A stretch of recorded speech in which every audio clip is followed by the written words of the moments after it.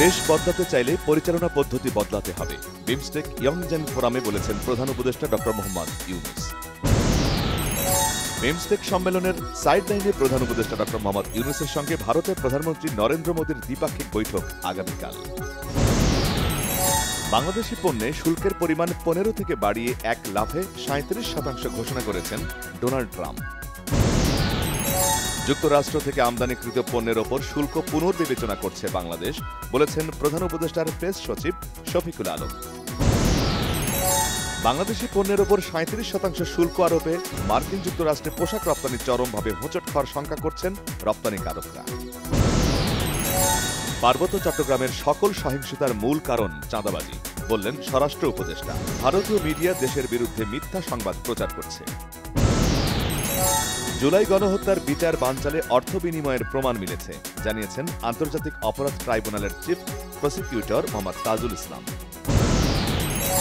রাজধানীর বাস, লঞ্চ ও ট্রেনে করে নগরীতে ফিরে আসা মানুষের ভিড়।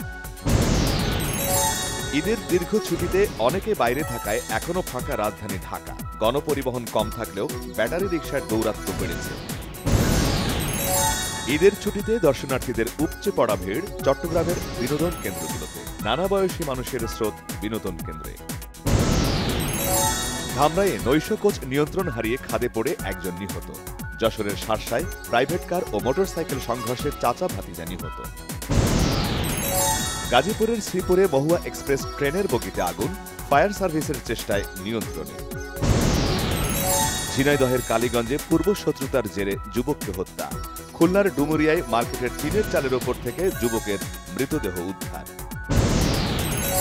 দক্ষিণ পূর্ব ইউক্রেনের জপোরিঝিয়া অঞ্চলে রাশিয়ার হামলায় একজন নিহত। গাজায় ইসরায়েলি হামলায় 80 জন ফিলিস্তিনি নিহত। জাতিসংঘ পরিচালিত ক্লিনিকে বোমাবর্ষণে নারী শিশুসহ আরও 22 জনের প্রাণহানি। ভারতের পার্লামেন্টে নিম্নকক্ষ লোকসভায় 13 ঘণ্টা বিতর্কের পর 56 ভোটের ব্যবধানে পাশ হয়েছে ওয়াকফ বিল। ফিফা র্যাঙ্কিংয়ে উন্নতি ফুটবলে। ভারতের বিপক্ষে এশিয়ান কাপ বাছাইয়ে ড্র করে 2 ধাপ এগিয়ে 183 নম্বরে বাংলাদেশ। আইসিসি নারী ওয়ানডে বিশ্বকাপের বাছাই পর্ব খেলতে পাকিস্তানে গেছে বাংলাদেশ দল। বিশ্বের অন্যতম চলচ্চিত্র আসর মস্কো আন্তর্জাতিক চলচ্চিত্র উৎসবের মূল প্রতিযোগিতায় প্রদর্শনীর সার্টিফিকেট পেয়েছে মাসদুল সিনেমা।